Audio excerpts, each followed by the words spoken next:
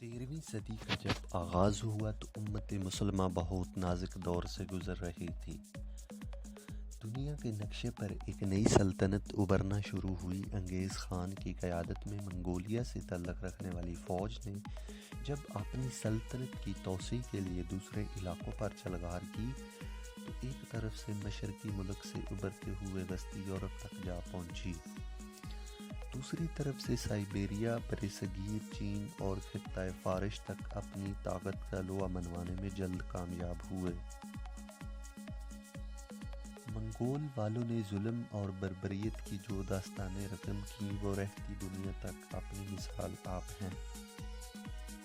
منگولوں کے مظالم کے آگے دنیا کی تمام بڑی سلطنتیں دم توڑ گئی تھیں۔ دوسری طرف سلطنت خوارزم نے خراسان، ایران، شام اور عراق میں جو کہ بے شتر مقام کو فتح کر لیا تھا۔ اس کے بعد ان کی قوت شباب پر تھی۔ چنگیز خان نے اپنی تمام طاقتوں کے ساتھ سلطنت خوارزم کا رخ کیا اور اس کو پاش پاش کر ڈالا۔ اس سلطنت کی تباہی کے بعد وہاں پر موجود ترک قبیلے نے کسی اس جگہ کی تلاش میں ہجرت کرنے لگے۔ ان میں زیادہ تر قبیلے خانہ بندوش تھے۔ جہاں سرسبز پانی نظر آیا وہاں خیمہ گاڑ کر قیام کر لیا۔ اس ترک قبیلوں میں بعض ایران اور شام پہنچے جبکہ کچھ نے مصر کی جانب ہجرت کی۔ ان ترک قبیلوں میں سے ایک قبیلے کا نام وائی قبیلہ تھا۔ وائی قبیلہ باقی قبیلوں سے کچھ بڑا اور طاقتور تھا۔ یہ نہایت جنگجو قبیلہ تھا۔ اس قبیلے کے سردار سلمان شاہ تھے۔ وائی قبیلہ سلمان شاہ کی سربراہی میں اپنے وطن خراساں کو چھوڑ کر مختلف ملکوں میں گھومتا ہوا شام کی طرف جا رہا تھا۔ اسی اثنا میں دریائے فرات عبور کرتے ہوئے سردار سلمان شاہ رک گئے اور جانبر نہ ہو سکے۔ سلمان شاہ کے 4 بیٹے تھے۔ پہلے بیٹے کا نام سنگر تاکین تھا اور دوسرے بیٹے کا نام گندو گدو تھا، تیسرے بیٹے کا نام ارطغرل تھا، چوتھے بیٹے کا نام دندار تھا۔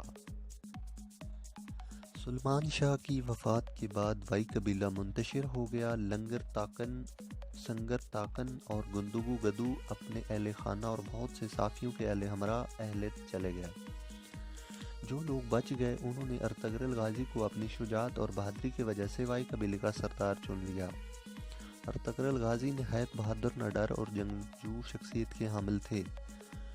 آپ کے بیٹے اپنے قبیلے کا دفاع کرنا خوب جانتے تھے۔ آپ اپنے چھوٹے بھائی تقریباً 420 گھرانوں پر مشتمل لوگوں کے ہمراہ ایشیا کوچک کی طرف روانہ ہوئے اور ایشیا کوچک کے حکمران سلطان علاء الدین کاکوبت اول تھے۔ سلطان علاء الدین کاکوبت اول تھے جو اپنے عدل و انصاف کی وجہ سے بہت شہرت رکھتے تھے۔ ارطغرل غازی نے اپنے قبیلے کے ہمراہ سلطان علاء الدین کے زیر سایہ جا رہے تھے تو رستے میں ان کو انقرہ کے قریب ارطغرل غازی کو 2 فریق جنگ نظر آئیں۔ ارطغرل غازی کسی فریق سے واقف نہ تھے لیکن انہیں دیکھ کر تعداد کے لحاظ سے کمزور اور دوسرا قوی ہے۔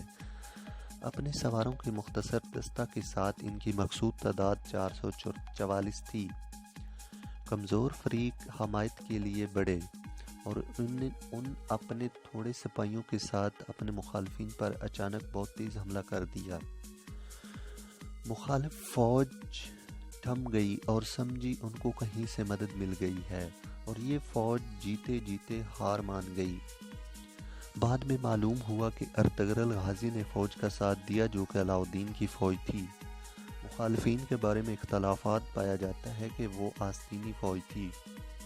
سلطان علاء الدین ارطغرل غازی کی بہادری سے بہت خوش ہوئے اور ان کو اپنی سلطنت کے قریب راجہ ڈار کا علاقہ دیا۔ یہ ایک پہاڑی علاقہ تھا۔ وائی قبیلہ بھی یہیں آباد ہو گیا۔ کہا جاتا ہے کہ سلطان علاء الدین نے یہ علاقہ اسی لیے وائی قبیلہ کو دیا تاکہ اگر تینوں کی طرف سے کسی بھی حملہ سے بچا جا سکے۔ سلطان نے ان کو اجازت دی سرحد کے ساتھ ساتھ علاقوں کو فتح کریں اور اپنی فتح میں ان علاقوں کو شامل کریں۔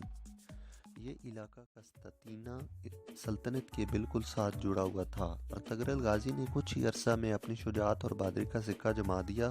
ارطغرل غازی کے وفات کے بعد آپ کے چھوٹے بیٹے عثمان غازی تھے۔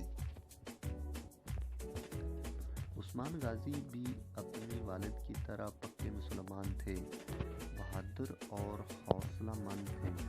انہوں نے بھی فتوحات کا سلسلہ جاری رکھا۔ 1299 میں جو کہ سلطنت بالکل ختم ہو گئی تھی، عثمان غازی اپنے تمام علاقوں میں اپنی خود مختار حکومت کا اعلان کر دیا۔